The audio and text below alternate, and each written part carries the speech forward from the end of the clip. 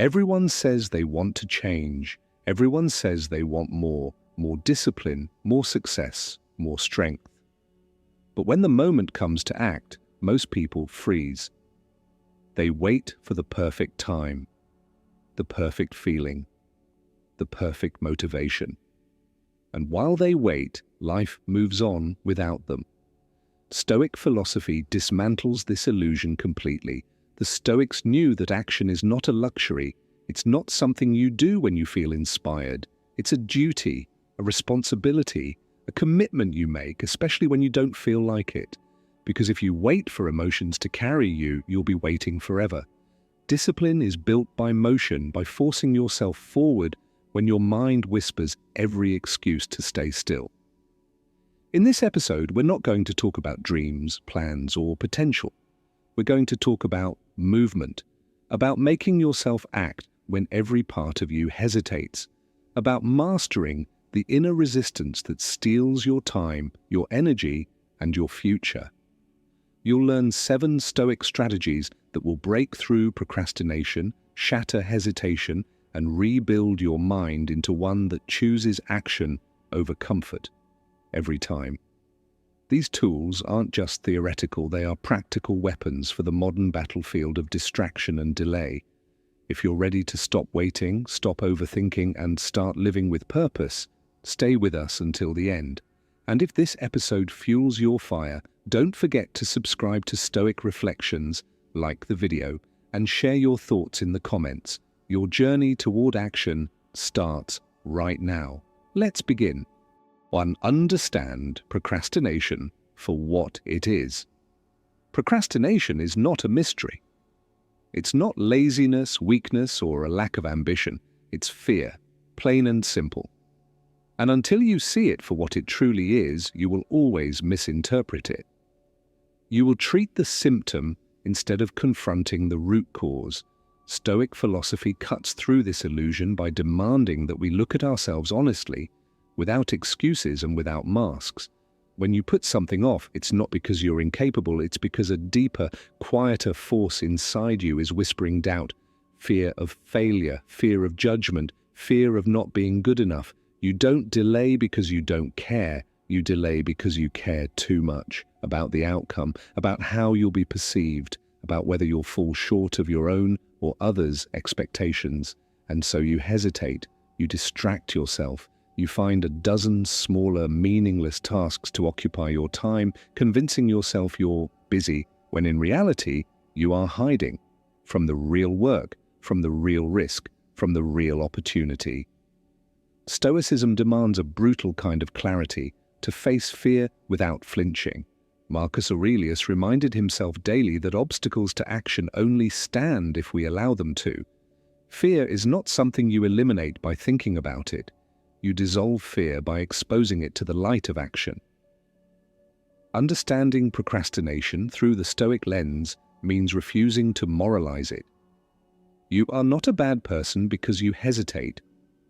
You are simply a person allowing fear to govern your choices. And once you name that fear, once you drag it into the open, it loses much of its power. You must learn to ask yourself the hard questions. What exactly am I afraid of? What failure am I imagining? Whose judgment am I letting dictate my movements? Often, you'll find the fear is exaggerated, vague, and powerless when confronted directly. More importantly, Stoicism reminds us that fear is a natural part of living. It is not the presence of fear that defines you, it's your relationship to it. The wise person feels fear but acts anyway. They move forward not because the path is certain, but because action itself is the cure for stagnation. When you see procrastination as fear, you stop making excuses. You stop waiting for motivation. You stop lying to yourself about not being ready. Readiness is a myth created by fear. Clarity comes not before action, but through action. The next time you catch yourself delaying, don't beat yourself up. Don't spiral into self-criticism. Instead, pause. Ask yourself, what am I afraid of here? Then move toward it. Even a small step destroys the illusion. Even a minor action breaks fear's grip. The Stoic doesn't wait for confidence. They cultivate courage. They understand that procrastination is simply fear dressed in comfortable clothing, and they refuse to let comfort steal their life, because in the end, you either let fear rule you or you rule yourself. 2. Use the 5-minute rule. One of the biggest traps the mind sets for you is making tasks look bigger, heavier, and more overwhelming than they actually are. You think about the entire project, the full workout, the endless work ahead, and you freeze. Your mind floods you with resistance because it perceives the journey as endless, exhausting, and insurmountable. But here's the truth. Stoicism teaches us, most of the suffering exists in your imagination, not in reality. The 5-minute rule is a practical weapon against this mental trap. Its simplicity is deceptive. The rule says, commit to doing the task for just 5 minutes, not for an hour, not until it's finished, not until you feel inspired, just 5 minutes. Because action, once started, has a tendency to continue. Momentum is a force. It's easier to steer a moving object than to get a still one moving. And the same principle applies to your mind. Once you initiate, even in the smallest way, resistance loses its grip. Fear shrinks. Doubt fades into the background. Clarity increases. Stoicism emphasizes the importance of immediate action precisely because it disrupts overthinking. Seneca warned that people suffer more often in imagination than in reality. When you sit still thinking about all the reasons you might fail, all the obstacles ahead, all the discomfort you might feel, you magnify the challenge into something paralyzing. But when you act, when you take even the smallest step, you cut through that fog. Applying the 5-minute rule is a declaration of self-mastery. It says, I will not negotiate with procrastination. I will not allow my mind to exaggerate the difficulty. I will simply begin. This doesn't mean you have to finish everything at once. The goal isn't perfection, it's momentum. Start the workout with one exercise. Start the writing with one paragraph. Start cleaning by picking up one item. Once you're in motion, the barrier between you and progress weakens. The mind, once hesitant, adapts to the movement. From a Stoic perspective, this is not about tricking yourself. It's about reclaiming your power. You are reminding yourself that you control your will, not your fleeting emotions. You are proving that discipline is not about grand heroic efforts. It's about small, repeated victories against internal resistance. There is wisdom in not trying to win the whole war at once. Just win the next 5 minutes, then the next, and suddenly you find yourself not just starting tasks, but finishing them, one clear, deliberate action at a time. This rule also protects you from the false belief that motivation must come before movement. Motivation is unreliable. It comes and goes like the weather.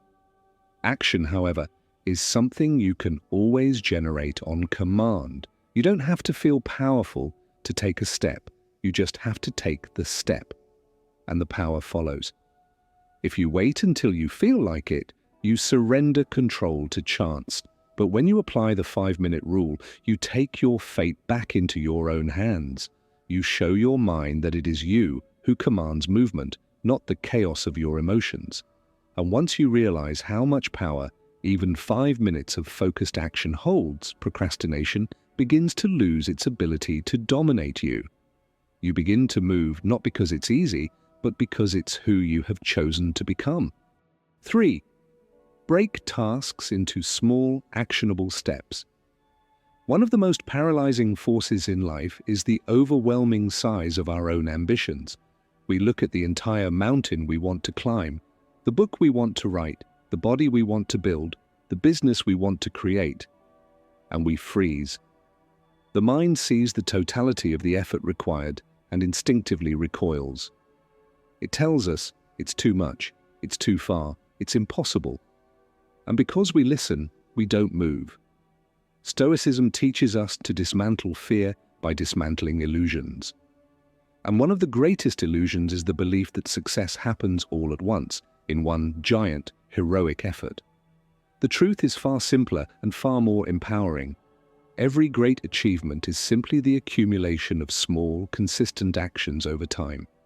When you break your tasks into small, actionable steps, you transform the impossible into the inevitable. You remove the emotional heaviness that accompanies the big picture, and you bring your attention to something manageable, tangible, real. Instead of focusing on writing an entire book, you focus on writing the next paragraph. Instead of thinking about running a marathon, you think about tying your shoes and running the next half mile. The Stoic mind understands that the only battle worth fighting is the one directly in front of you. Not the imaginary battle a month from now, not the hypothetical obstacles down the road, just the immediate action you can take in this moment.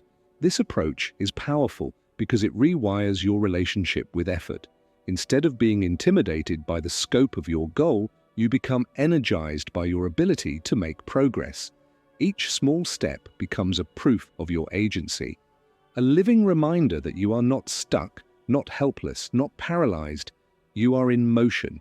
You are alive in your purpose. Seneca wrote that it is not because things are difficult that we do not dare. It is because we do not dare that things are difficult. Breaking down your tasks is an act of daring, the refusal to be cowed by the size of your dreams. It's the decision to engage reality one piece at a time without flinching. In practice, this means being ruthlessly clear about the next action, not the end goal, not the long-term plan, just the next movement you can make right now. Ask yourself, what is the very next physical step I can take toward this goal? Write it down, make it visible, then do it. This method trains your mind to associate success not with distant, abstract outcomes, but with immediate, controllable victories. Over time, you build momentum. Confidence grows, not from grand accomplishments, but from the steady rhythm of small completions. Moreover, this strategy shields you from the emotional sabotage of perfectionism. When you focus on small steps, you stop waiting for the perfect plan, the perfect conditions, the perfect mindset. You realize that imperfect action taken consistently is far more powerful than perfect action postponed indefinitely. The Stoic way is not about massive, dramatic gestures. It's about quiet, disciplined repetition. It's about stacking small wins until they form an unshakable foundation. It's about realizing that you don't have to conquer the whole mountain today. You just have to take the next, sure, steady step. And when you commit to that mindset, the mountain that once looked so terrifying becomes simply a series of steps.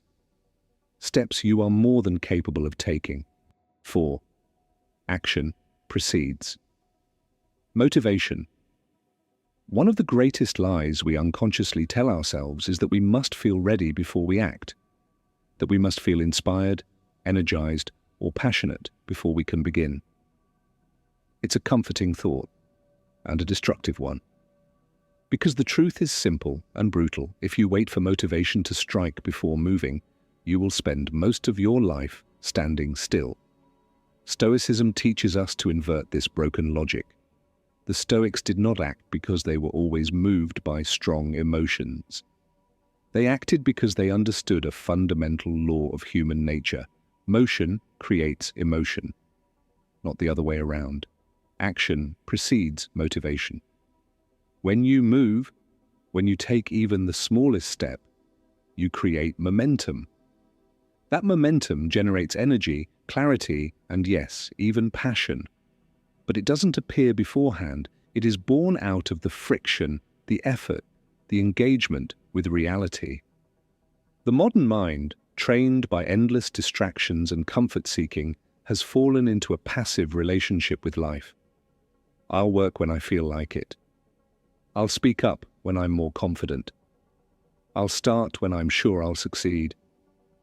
These are not expressions of wisdom, they are expressions of fear, laziness, and resignation dressed up as self-care.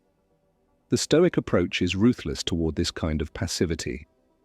Life will not wait for your perfect emotional state. Challenges, opportunities, dangers, they arrive without regard for your mood.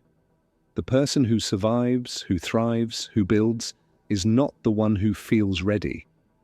It's the one who moves anyway, This shift in thinking is powerful because it removes a major obstacle, the myth of motivation.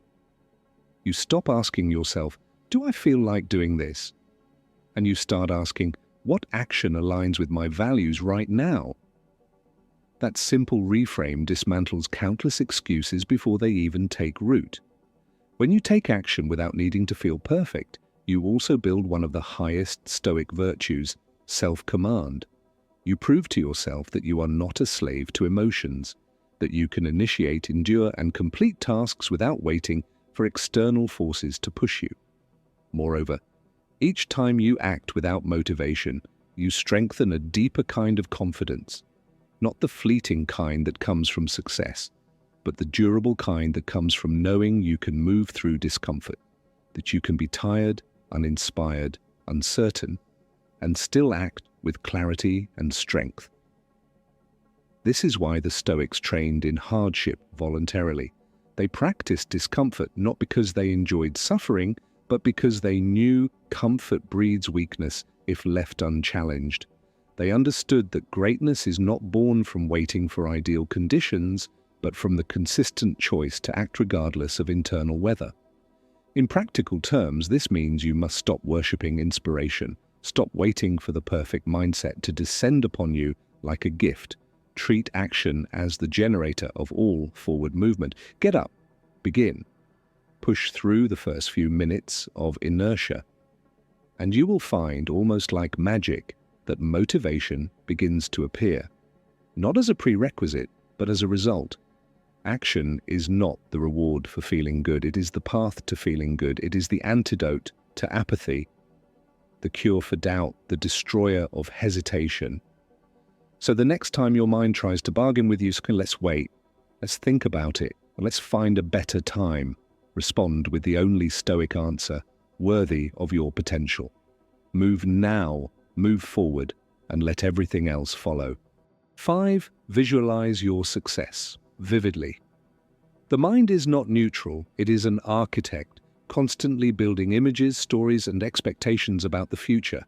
And whether you realize it or not, these mental constructions shape your behavior long before you take action. Stoicism teaches us that the inner world governs the outer one. What you hold in your mind consistently will eventually manifest in the way you move, the risks you take, the standards you uphold, and the life you create. If you allow your mind to default to fear, failure, and worst-case scenarios, your body will follow. Your decisions will shrink, your courage will waver, your energy will drain before the first step is even taken.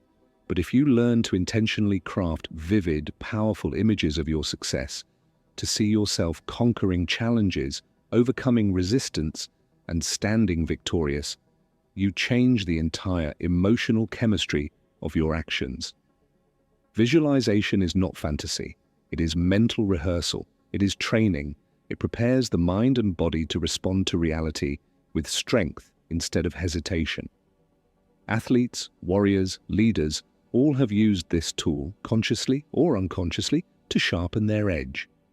And the Stoic, too, uses it not for comfort, but for preparation. To visualize effectively, you must engage your senses. Don't merely think about succeeding. Feel it. Hear the sounds of your victory. Smell the air.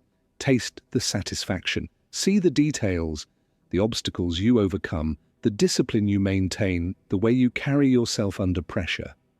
The brain doesn't distinguish sharply between real experience and vividly imagined experience. When you consistently visualize success, you prime your nervous system to act as if that success is already within reach. You reduce fear because you have mentally been there before. You reduce hesitation because the path feels familiar. But Stoic visualization goes beyond shallow optimism. It demands that you visualize both the effort and the reward. See the sweat, the long hours, the sacrifices, the frustrations, and still see yourself standing firm. This inoculates you against disillusionment. You stop expecting an easy road. You prepare for the difficulty, and you commit to moving forward anyway. Moreover, vivid visualization sharpens your why. It reminds you that your goals are not abstract wishes, but living realities waiting to be built through daily action. It ties your future self to your present choices. Every time you clearly picture who you want to become, you strengthen the emotional bond to your discipline, making it harder to betray yourself in moments of weakness. From a Stoic lens, visualization is not about daydreaming a perfect life. It's about forging the mental armor needed to face an imperfect one. It's about anchoring your mind so deeply in purpose that external setbacks lose their power to sway you. Practical application is simple but powerful. Take a few minutes each day to close your eyes and vividly imagine yourself succeeding. See yourself resisting distractions. See yourself choosing discipline over ease. See yourself overcoming obstacles with calm and courage. Make it real, make it detailed, and then open your eyes and move as if that vision is inevitable, because if you align your actions with that vision consistently, it will be. Visualization alone doesn't replace effort, but when paired with disciplined action, it becomes a force multiplier, transforming invisible hopes into tangible, unstoppable progress. The Stoic knows the future is built first in the mind and then, inevitably, in the world. 6. Harness the power of now. Time is a deceptive force. It appears endless when you are young, when the consequences of delay seem distant and harmless. Tomorrow, next week, later. These words come easily, offering comfort and a false sense of security. But Stoicism tears away this illusion with brutal clarity. Tomorrow is a myth. The only real moment you own, the only real chance you have, is now. The Stoic mind refuses to gamble with time. Marcus Aurelius reminds us, again and again, that life is not something happening later. Life is happening right now, and every moment you waste waiting for better circumstances, better moods, better motivation, you are giving away the only currency you truly possess, the present moment. Harnessing the power of now means understanding that action delayed is often action denied. The opportunity you put off may never return. The strength you fail to exercise today weakens tomorrow. The dreams you defer, the words you don't speak, the steps you don't take, they decay in the silence of your inaction. Waiting is seductive because it promises ease. It tells you that in some undefined future, you will feel more ready, more courageous, more capable, but that future never arrives unless you summon it through action today. Readiness is not found, it is forged. Courage is not something you stumble upon. It is built, one decisive action at a time. The mind left unchecked constantly seeks escape into tomorrow. It whispers, not yet, maybe later. Let's think about it more. But every time you yield to this whisper, you strengthen procrastination's hold on your life. You build a habit of delay, and habits, once formed, harden into character. The Stoic answer is simple. Act now, not recklessly, not without thought, but without unnecessary delay. If something is right, if something is needed, if something aligns with your principles, do it. Don't consult your fear. Don't negotiate with your discomfort. Step forward. This doesn't mean rushing blindly into everything. It means refusing to let fear, laziness, or distraction steal the present from you. It means being ruthless with the excuse of later, knowing that every later costs you a piece of your own potential. In practice, this looks like catching yourself the moment hesitation appears and moving anyway. It means starting the task when your mind says wait, having the conversation when your fear says avoid, taking the first step when your doubt says maybe tomorrow. Harnessing the power of now also builds momentum. Each action you take today, no matter how small, strengthens your identity as someone who acts, someone who moves, someone who does not allow life to slip through their fingers while they wait for better feelings or better timing. And over time, you begin to feel a quiet, unshakable confidence, not because everything you do is easy or perfect, but because you know you are alive in the fight. You are present in your own life. You are not a passive observer of your days. You are a participant, a creator, a force. The future is not guaranteed. The past is beyond your reach. Only now is real. Only now is yours. Only now holds the power to shape the person you are becoming. The Stoic lives fully in this truth. They do not waste today chasing the illusion of a better tomorrow. They build a better tomorrow by acting today. 7. Reward. Progress, not just outcomes. In a world obsessed with results, it's easy to lose sight of what truly builds greatness. Progress, not instant victories, not grand moments of success, but the slow, steady, often invisible climb toward mastery. Stoicism teaches us that external outcomes are never fully within our control, but our effort, our discipline, and our commitment to the path are. If you anchor your sense of worth solely to outcomes, promotions, awards, recognition, perfection, you set yourself up for frustration. Because outcomes are influenced by countless factors beyond your command: timing, luck, other people's actions, external circumstances. No matter how skillfully you move, you cannot force results, but you can control your consistency. You can honor your own effort. And that is where real power lives. Rewarding progress means shifting your focus from winning to moving, from chasing external validation to cultivating internal respect. Every time you honor a step forward, no matter how small, you strengthen the identity of someone who persists, who improves, who grows. When you celebrate only outcomes, you train yourself to see effort as worthless unless it's crowned with immediate success. This mindset breeds burnout, resentment, and a fragile sense of self-worth. But when you celebrate progress, the act of showing up, the choice to push through resistance, the commitment to do your best regardless of circumstances, you fuel sustainable growth. The Stoics understood this deeply. Marcus Aurelius didn't measure his worth by victories in battle or moments of fame. He measured it by his ability to remain aligned with virtue through daily actions, to resist laziness, to overcome anger, to stay disciplined in the face of comfort and distraction.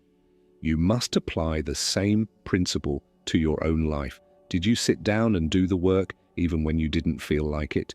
Did you train your mind today, even if the results haven't shown yet? Did you move forward, even if it was 1 inch? That is success. That is victory. Rewarding progress also makes the journey more fulfilling. If you only allow yourself to feel pride at the finish line, you spend 99% of your life feeling inadequate. But when you learn to recognize the value in every disciplined step, every moment of conscious effort, every small act of courage, you transform the entire process into a source of strength. In practical terms, this means setting internal markers for success. Instead of saying, "I'll be proud when I lose 30 pounds," say, "I'll be proud every day I honor my training and nutrition." Instead of saying, "I'll celebrate when I publish the book," say, "I'll celebrate every writing session completed with focus." This practice does not make you complacent. It does not lower your standards. It strengthens your resilience. Because when setbacks come, and they will, you won't abandon the path out of frustration. You'll recognize that setbacks don't erase progress. They are part of the process. The Stoic rewards themselves not for winning or losing, but for fighting well, for moving with integrity, for living by principle rather than by outcome. And when you make progress your metric, you become unstoppable. You stop living for rare moments of external praise and start building an internal life of quiet, steady pride. A pride that no circumstance can take from you. Progress is your true companion. Outcomes come and go. Celebrate the climb, not just the summit. Because in truth, the climb is the life. Action isn't reserved for the motivated. Success isn't handed to the lucky. Discipline isn't built overnight. The difference between those who live fully and those who merely exist comes down to a simple truth. Those who act win. Those who understand that fear, doubt, and fatigue are not reasons to stop. They are reasons to push harder. Every tool we've explored in this episode, dismantling procrastination, breaking down tasks, moving before motivation arrives, seeing success vividly, anchoring in the now, celebrating progress, is designed for one purpose: to bring you back to your own power. Not someday, not when it feels easy. Today. Stoicism doesn't promise that the path will be smooth. It promises that you have everything you need to walk it right now. It reminds you that the biggest enemy isn't the world outside, it's the hesitation within.